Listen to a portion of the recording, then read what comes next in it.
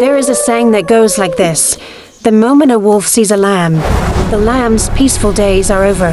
Clara Bennett had no idea she was a lamb. She had no idea wolves even existed in her world. But on one cold Tuesday night in October, everything she thought she knew about her life shattered like a glass dropped on a marble floor, quietly at first, and then all at once. And from that night on, Clara Bennett would never be the same again.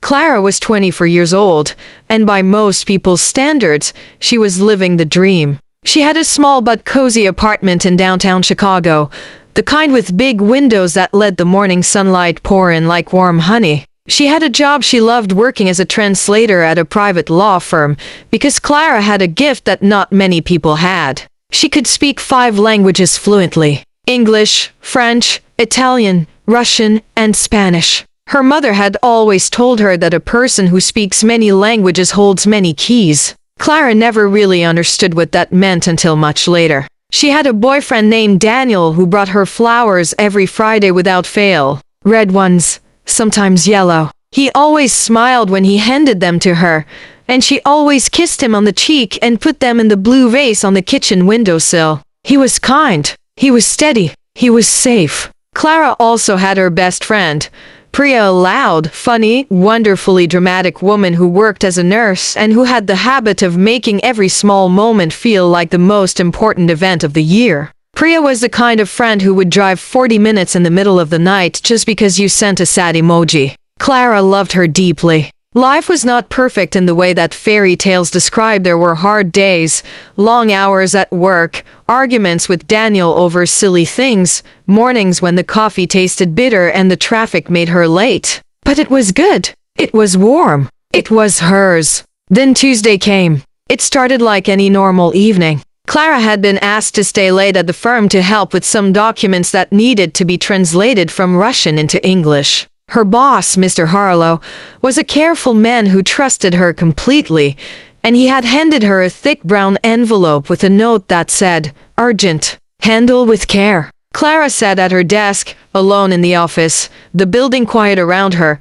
She opened the envelope and began reading. At first, she thought it was just business paperwork. Trade agreements, maybe. Import records. She had translated things like this 100 times before. But then she turned to the 3rd page, and her hands went very, very still. What she was reading was not a trade agreement. It was not import records. It was a list, a detailed, organized, terrifying list of names. Politicians, police officers, judges, businessmen. And next to each name, there were numbers, payments, bribes, instructions. And at the very top of the document, above everything else, was a name she recognized. She recognized it because it had been in the news, because it was connected to one of the most feared criminal organizations in all of Eastern Europe. It was the name of Dmitry Volkov, the head of the Russian Mafia. Clara sat frozen for a long moment. Her brain was telling her to put the papers down, to pretend she had not seen them, to go home and forget everything. But her eyes had already read every word. Her mind had already taken a photograph of every line. She should not have taken a picture with her phone. She knew that, even as she was doing it. But something inside her, some deep, desperate instinct made her do it anyway. And then she put the papers back in the envelope, placed the envelope back on Mr. Harlow's desk, turned off the lights, and walked out. She told herself she would figure out what to do in the morning. She never got the chance. When Clara arrived home, she noticed that the door to her apartment was open. Just slightly. Just a crack. She always locked her door. Always. She stood in the hallway for a moment, her heart doing something strange and fast inside her chest. Then she pushed the door open slowly and stepped inside. The apartment had been searched, drawers pulled open, cushions tossed. Her bookshelf, the one she had arranged so carefully, alphabetically, by author, was in chaos, books pulled out and dropped on the floor. Clara stood in the middle of her living room and understood, in the quiet and terrible way that understanding sometimes comes, that someone had been looking for something, and that someone knew she had seen the papers. She grabbed only what she could carry: her phone, her wallet, her passport, a change of clothes stuffed into a small bag. She did not even stop to think clearly. Her body moved on instinct, the way bodies do when danger is present and the mind is too scared to be in charge. She called Priya. "I need help," she said. "I can't explain right now. I just need somewhere to go." Priya, to her eternal credit, did not ask a single question. She just said, "I'm coming to get you. Stand outside." Clara stood outside on the pavement, bag in hand, watching the street. And that was when she saw the black car parked across the road. The engine was running. The windows were dark. She walked in the other direction, fast. Priya picked her up 3 blocks away and they drove without speaking for a while. When Clara finally told her what had happened, everything, from the envelope to the open apartment door to the black car, Priya gripped the steering wheel so hard her knuckles went pale. "Clara," she said slowly, "do you understand what you're telling me right now?" "Yes," Clara said. And she did. She understood completely. She had seen something she was never meant to see, and now the people who owned that secret wanted her gone. She called Daniel next. He picked up after 2 rings, and the moment she heard his voice, something inside her cracked just slightly, because she loved him and she was frightened and she wanted him to tell her it would be all right. But what Daniel said was this: "Clara, I need you to listen to me. You need to come to me right now. I will explain everything." There was something in his voice, something flat and careful, something that sounded nothing like the man who brought her red flowers every Friday. Clara hung up. She stared at the phone in her hand. "Drive," she told Priya. "Don't stop." They drove through the night and by morning, Clara had crossed state lines. She did not know where she was going. She only knew she had to keep moving. Priya could not come with her. She had a life, a job, patients depending on her. They hugged in a parking lot somewhere in Indiana, both of them crying, and Priya pressed all the cash she had in her purse into Clara's hands. "Call me when you're safe," Priya said. "And please, please be safe." Clara nodded. She was not sure she could promise that, but she nodded anyway. For 3 weeks, Clara ran. She moved through small towns, paid for cheap motels in cash, kept her head down and her hood up. She dyed her hair dark brown in the bathroom of a gas station using a box of hair color that cost $4. She sold the small gold necklace her mother had given her to buy a bus ticket further south. She ate cheap food, slept badly, and spent every quiet moment looking over her shoulder. She called Priya once, briefly, from a payphone she found outside a laundromat in Tennessee. Priya told her to stay hidden. Priya told her that 2 men had come to the hospital asking about her. Priya told her to be very, very careful.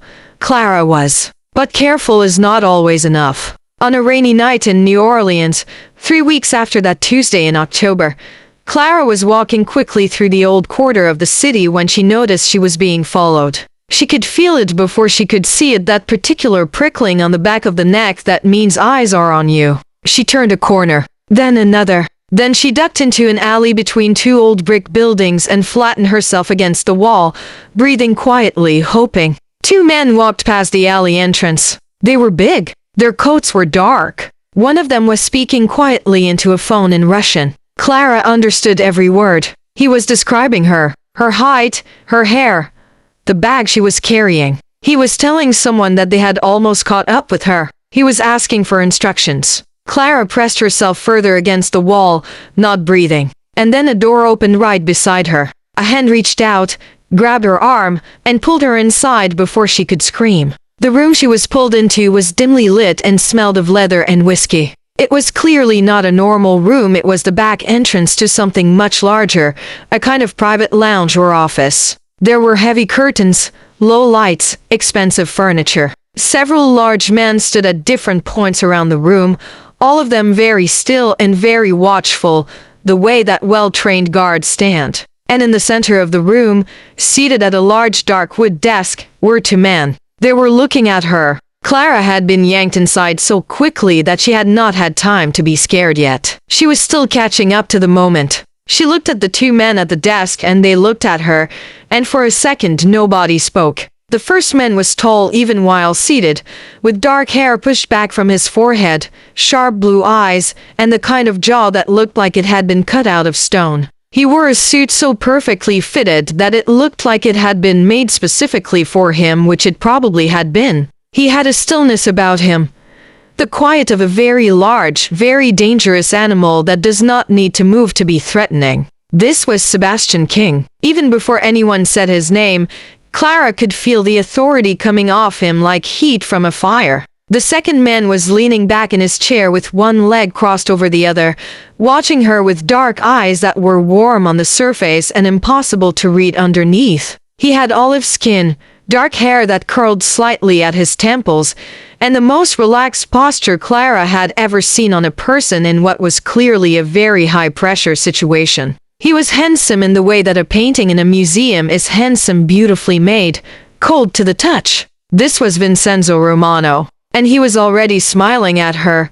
The slow, easy smile of a man who finds the whole world slightly amusing. She's shaking, Vincenzo said, in a voice like warm smoke. She's been running, Sebastian replied. His voice was lower, harder, more direct. They were talking about her as if she were not in the room. Clara, who had spent 3 weeks being afraid and was now very tired of being afraid, found that this irritated her more than anything else. I'm right here, she said. Both men looked at her. Vincenzo's smile widened just a little. Sebastian's eyebrows moved exactly 1 millimeter upward, which on his face seemed to mean something significant. She is, Vincenzo said pleasantly. Welcome.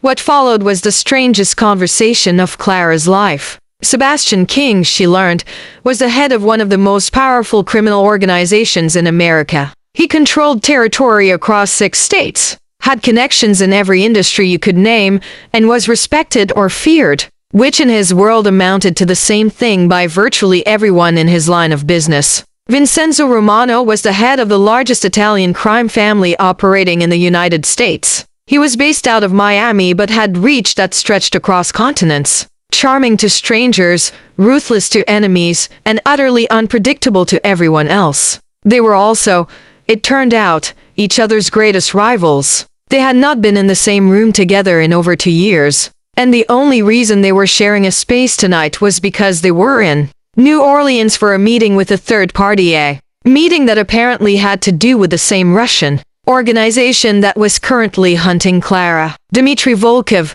it turned out, had been making moves, expanding, pressing into territories that did not belong to him, stepping on feet that belonged to Sebastian and Vincenzo both. For the first time in recent memory, the American and Italian bosses had a common problem. And Clara, who had accidentally photographed the document that proved exactly how Volkov operated, who he paid, and what he planned, Clara had become, without meaning to, the most valuable person in the room. You have evidence, Sebastian said. It was not a question. On my phone, Clara said. But you don't want to get involved, Vincenzo finished. Yes, that's what everyone says. He tilted his head. But you already are involved, little one. The moment you read that document, you became involved. Clara hated that he was right. She hated it, and she sat down in the chair that had been pulled out for her, and she thought carefully, and then she said, "What do I get if I help you?" There was a pause. Sebastian looked at her with what might have been the very beginning of respect. Vincenzo laughed a real laugh, surprised and delighted. "Protection," Sebastian said, "and a way out of this. Both of those things," Vincenzo added. Clara looked at the photo on her phone. She looked at the 2 men across from her. She thought about the black car outside her apartment, and the men in the alley outside, and Daniel's flat, careful voice on the phone, and Priya crying in a parking lot in Indiana. "All right," she said, "but I have conditions." The first condition was simple. Nobody would touch her, threaten her, or use her as a bargaining chip. She was helping them because it was the smartest way to solve her own problem, not because she belonged to either of them. Sebastian nodded once, like a man signing a business contract. Vincenzo said, "Of course," in a tone that was so smooth it could have meant absolutely anything. Clara noted the difference and filed it away. She was given a room in the building which turned out to be a private social club that Sebastian's organization used as a base in New Orleans. It was nicer than any of the motels she had stayed in over the past 3 weeks. She slept deeply for the first time since October. When she woke up, there was breakfast outside her door. Real breakfast. Hot coffee, eggs, toast with actual butter. She sat on the edge of the bed and ate it and thought, I am in a building full of criminals, and this is the safest I have felt in 3 weeks. She was not sure what that said about her situation, but she was too hungry to think about it for long. Over the next several days, Clara got to know both men in pieces. Sebastian was precise. He spoke in short sentences. He did not waste words, did not perform charm, did not try to make you like him. He either trusted you or he did not. And when he trusted you, he was completely reliable. He showed Clara this not by being warm, but by being consistent. He said what he would do, and then he did it. His people were extremely loyal to him, which told Clara a great deal about the kind of boss he was. You do not inspire that kind of loyalty through fear alone. He also, she noticed, watched her, not in a threatening way, in the way of someone trying to understand something they find unexpected and interesting. He would look at her when she was speaking to someone else, that blue gaze steady and careful, like he was solving a puzzle. Vincenzo was different in almost every way. He moved through every room like he was the host of the party and everyone else was his guest, regardless of whose territory they were actually on. He talked a great deal, laughed often, told stories that started in one place and ended somewhere surprising. He was genuinely funny, which Clara had not expected and found hard to guard against. But underneath all of that, the warmth, the ease, the beautiful manners, there was something cold. Not cruel exactly, but absolute. Vincenzo Romano, Clara sensed, had decided long ago that he would always get what he wanted, and he had never had a reason to change that opinion. Both of them wanted her. She could feel it. It was not something either of them had said out loud, not yet, but it was there in the room every time the three of them were together. A kind of tension that had nothing to do with the Russian Mafia problem and everything to do with the fact that two very powerful men had simultaneously noticed the same woman and both intended to be the one she chose. The problem was, they also hated each other. There was a moment, about a week in, when Clara walked into the main room of the club and found Sebastian and Vincenzo standing on opposite sides of the room, not speaking, the air between them practically crackling. Two of Sebastian's men were near the door. Two of Vincenzo's men were near the window. It had all the energy of a situation that was about 30 seconds from becoming much worse. Clara had learned enough by that point to know that walking between them was either very brave or very stupid. She chose to do it anyway, walking calmly to the small bar in the corner and pouring herself a glass of water as if nothing at all was happening. Both men's attention moved to her. The crackling in the air shifted. "What time is the meeting?" she asked, in the direction of neither of them. There was a brief pause. 7, Sebastian said.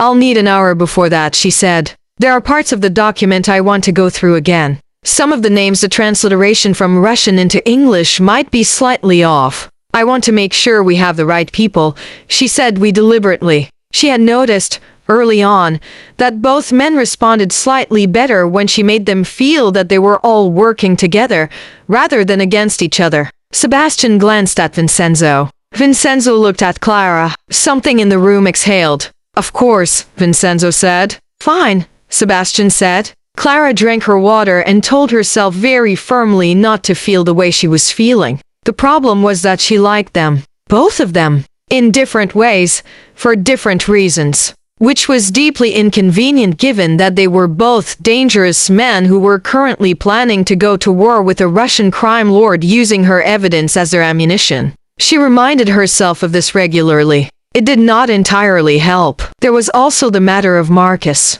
Marcus Webb was Sebastian's second in command, and if Sebastian was a stone wall, Marcus was the gate, the person you had to go through to get to his boss. He was 32, quick thinking, and had the sharp humor of a person who has seen too much to take anything seriously anymore. He was also, Clara discovered, genuinely kind in a way that was not performed. "You're not what any of us expected," Marcus told her one afternoon, when they were sitting in a small side room going over logistics. "When they said there was a woman who had seen Volkov's documents, I thought." He shook his head. "Not you."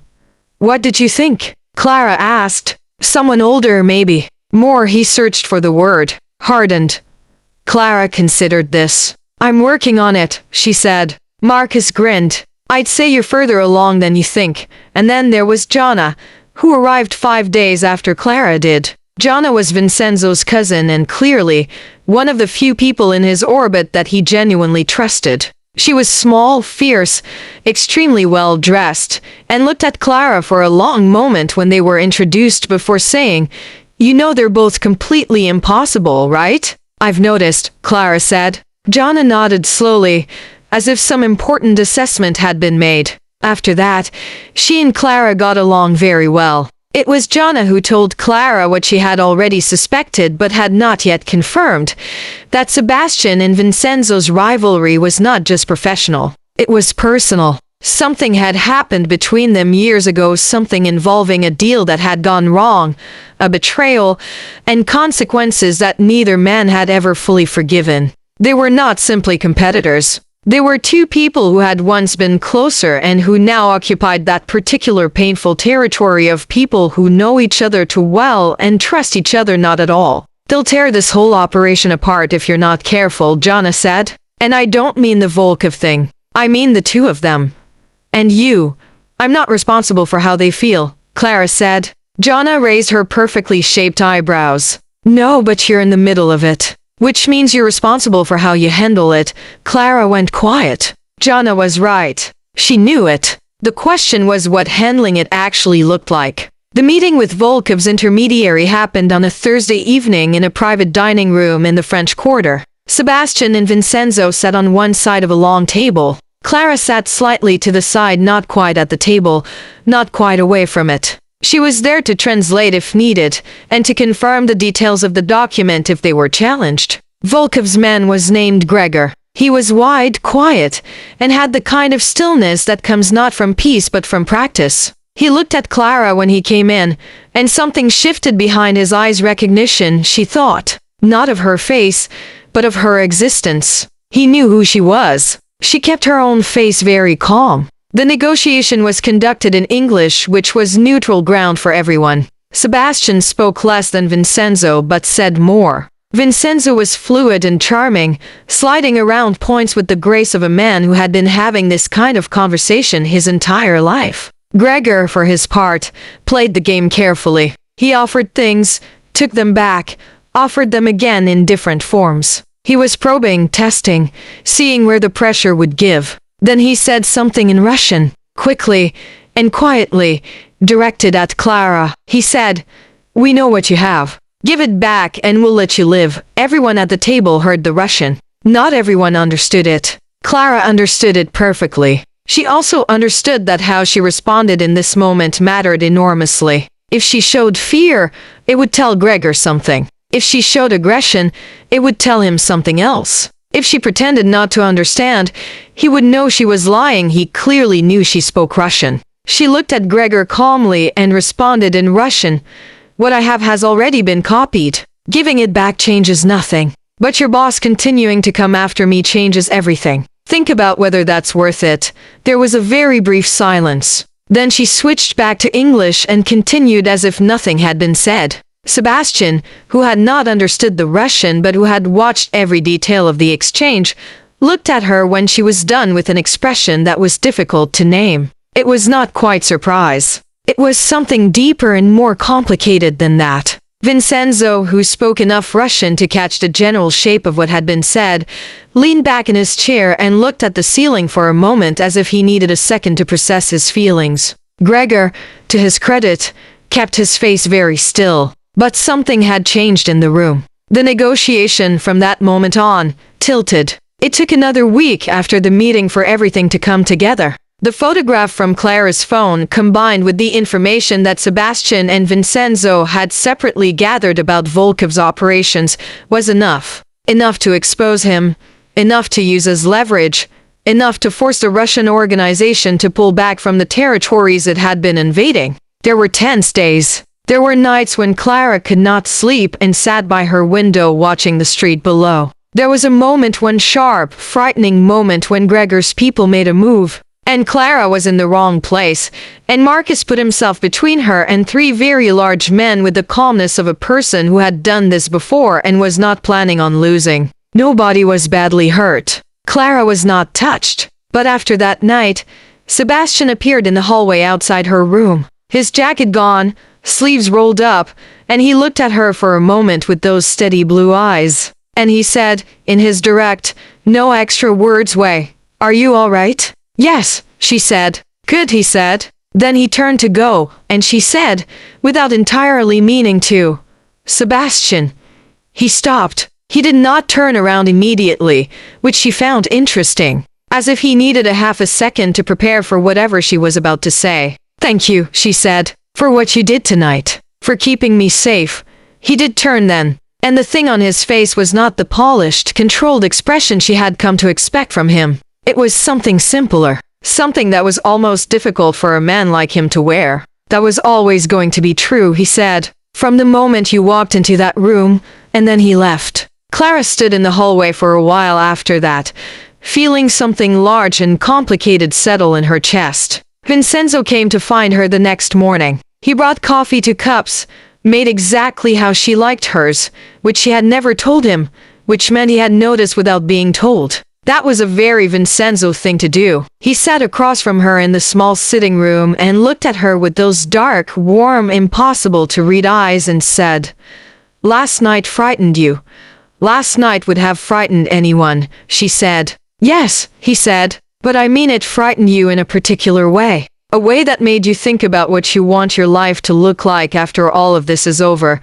Clara looked at him. "You're very observant for someone who talks so much," Vincenzo smiled. "I talk a great deal because I find that people show you who they really are when they're responding to you. The quieter you are, the more they control the conversation." He paused. "You do the same thing, actually, in a different way." "What do you mean?" "You translate," he said. "Not just languages, everything. You listen. You understand. You find the version of the truth that works for the people in the room. It is a remarkable skill, and a lonely one, I imagine." Clara was quiet for a moment. "What do you want, Vincenzo?" she asked. "I want you to stop running," he said. "Simply. No performance. No charm. Just the words. Not because of me, or not only because of me, but because you have been running since October and you're tired. And you deserve to stop." Clara looked at her coffee. She thought about her apartment in Chicago, which she would probably never go back to. She thought about Daniel, and the cold flat thing in his voice the last time they spoke. She thought about Priya, who was safe and who she missed more than she could say. She thought about the life she had built so carefully, that had come apart so quickly. "I don't know who I am outside of that life," she admitted. It was the truest thing she had said in weeks. Vincenzo nodded slowly. "Then find out," he said. "But find out somewhere safe. Find out with people who he stopped. Started again. Find out somewhere you don't have to run."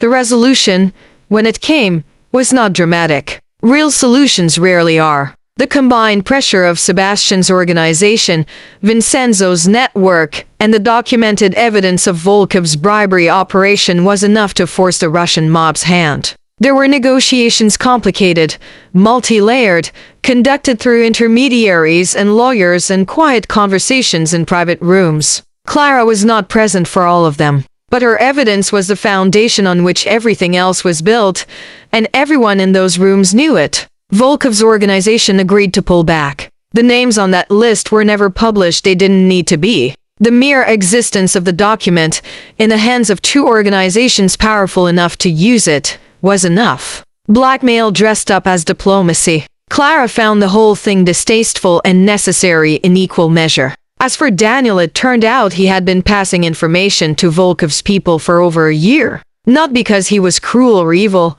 but because he had borrowed money from the wrong people a long time ago and had never found his way out from under them. It did not make Clara less hurt, but it explained the coldness in his voice. He had been told to bring her in, and when she ran, some small part of him, the part that had brought her flowers every Friday, had let her. She forgave him eventually. Not out loud, just inside herself, quietly, the way you put something heavy down after carrying it too long. Mr. Harlow, her boss, had not known what was in the envelope.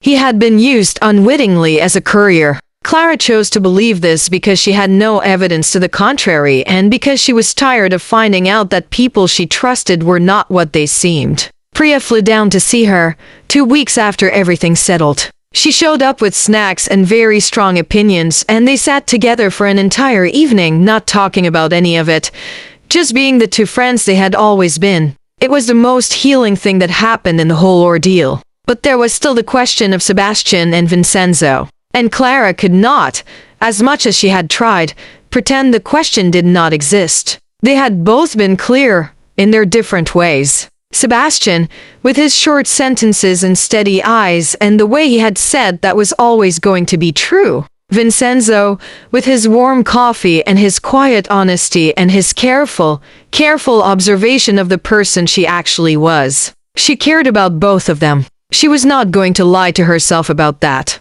But caring about someone and building a life with them are different things.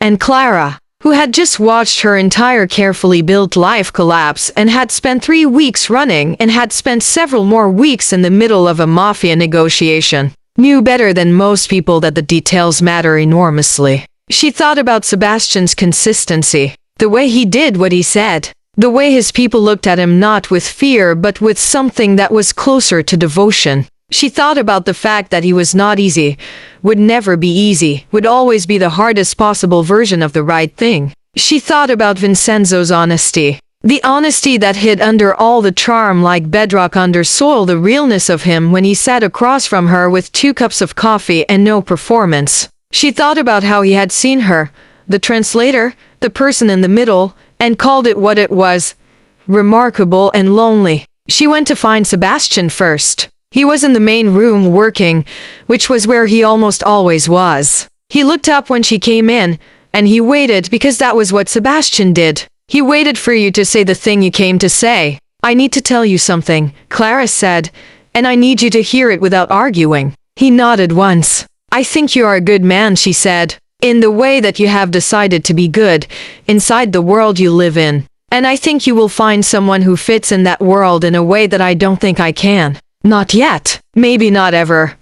She paused. And I think you know that too. I think you've known it for a while. Sebastian looked at her for a long moment. Yes, he said. Just that. But in his voice was the whole weight of what he was choosing not to say. I'm sorry, she said. Don't be, he said. You're the first person in a long time who was honest with me without being afraid of what I do about it. That's worth more than you think. Clara nodded. She turned to go. Clara, he said. She stopped. Be careful, he said. Not with Romano. I don't mean that. I mean he seemed to choose the words deliberately. Be careful with yourself. You have the habit of making other people feel safe at the cost of your own safety. Notice when you're doing that.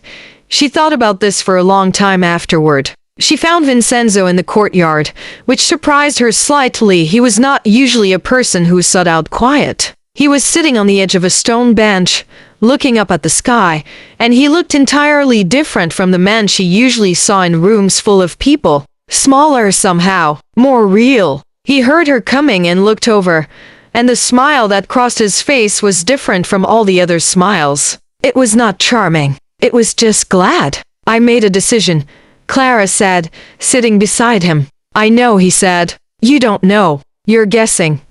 I am always guessing, he agreed. But I am very good at it. She was quiet for a moment. The courtyard was still. Somewhere nearby, a fountain was running, and the sound of it was the same as the sound of ordinary, peaceful life, the life that existed outside all of this. I don't want to be a prize, she said. I don't want to be something that was won. I know, he said. And I don't want to disappear into your life, she continued. I want to exist in it, as myself. A woman with 5 languages and a best friend named Priya and opinions about everything and no tolerance for being managed. I would not have it any other way, he said. And he meant it. She could tell. Not because of the words, anyone can say words, but because of the complete absence of performance when he said them. I want time, she said. I want things to be slow. I want to figure out who I am outside of running and outside of emergencies. I want Clara, Vincenzo said gently. I am not going anywhere. She looked at him. The courtyard was quiet. The fountain kept running. Okay, she said. It was not a declaration. It was not a fairy tale ending. It was 2 people sitting on a stone bench in a courtyard in New Orleans, deciding together that something was worth finding out. 3 months later, Clara was living in Miami. Not with Vincenzo, not yet. Not in the permanent sense, though he was nearby, always nearby. With his warmth and his impossible dark eyes and his habit of noticing things without being told. She had a new apartment. Smaller than the one in Chicago, with a different view, not morning sunlight through big windows, but late afternoon sun over the water, golden and wide and nothing like before. She had new furniture, a new routine. She was working again not for a law firm, but for an international nonprofit that did conflict mediation in parts of the world where people needed someone who could translate not just the words but the space between the words. The thing underneath the language, the human intention that sometimes gets lost in translation. Her 5 languages were worth more here than anywhere she had ever used them. Priya visited whenever she could, which was not enough, but which was what they had. Marcus called occasionally. He was not the kind of person to simply disappear once a situation was resolved, and neither, it turned out, was Clara. They were, in some strange way, friends. She did not examine this too closely. Sebastian, she heard through Jana, had gone back to Chicago. He was who he had always been. He sent her a message once, brief and direct, the way all his communication was. I heard the nonprofit work. That makes sense. Clara smiled at her phone and wrote back. I thought so too. She did not hear from Daniel. She did not expect to. She was not the same person who had stayed late at the office on a Tuesday in October and opened a brown envelope that was not meant for her eyes. She was not the woman who had lived a warm, careful, perfectly arranged life that broke apart in a single night. She was not the woman who had run through small towns with dyed hair and a $4 box of color, who had eaten gas station sandwiches and slept in motels and counted every dollar she had. She was all of those women, actually, all at the same time. The way you always carry every version of yourself you've ever been, even the ones you've grown past. But she was also, finally, still. Not because the world was safe, she understood now, in a way she had not understood before October, that the world contains darkness she had not looked at directly. It contains men like Volkiv, and situations like the one she had been in, and the kind of danger that does not announce itself before it arrives. But she had walked through it. She had used the thing she had, her languages, her clarity, her ability to read a room and find the truth inside it, and she had walked through the darkness and come out on the other side. Not unaffected, not unchanged, but whole. Vincenzo came to find her one evening on the small balcony of her apartment, where she was watching the light change over the water. He stood beside her and said nothing for a while, which was a thing she had come to love about him, that he could be quiet when the moment called for it, that the talking was a choice and not a compulsion. What are you thinking about? He asked eventually. My mother, she said. She always said that a person who speaks many languages holds many keys. Vincenzo considered this. And now you understand what she meant. Clara looked at the water. The sun was almost gone now. The sky, that deep orange color that lasts only a few minutes before it turns to something darker. I think she meant that language is just the beginning, Clara said. The keys are for understanding people. What they're actually saying. What they're afraid to say. What they're asking for when they think they're asking for something else. She paused. I had the keys the whole time. I just didn't know what doors they opened. Vincenzo was quiet for a moment. And now, he said. Clara looked at him. At the face she had come to know in the strangest possible circumstances. At the man who had told her the truth when she needed truth more than she needed comfort. Now, she said, I'm finding out. And so this is where the story ends. Not with a wedding bell or a dramatic declaration. Not with someone riding in to save the day. Clara Bennett had saved her own day. Thank you very much. She had looked at the darkness, used her mind, used her voice, used everything she was, and she had come through. The life she was building now was not the perfectly arranged, quietly happy life she had before. It was something messier, more complicated, warmer in some ways, harder in others. It had Vincenzo in it, with all the complicated, beautiful difficulty that came with him. It had Priya in it always. It had the nonprofit, and the work that felt true, and a balcony with a view of the water, and a city that was learning her slowly, the way cities do. It had the knowledge, the real, lived, or knowledge that she was capable of more than she had ever let herself imagine. And that, perhaps, was the most important thing of all. The wolves had spotted the lamb, but it turned out the lamb had been paying attention all along. She knew the way out of the forest. She had always known.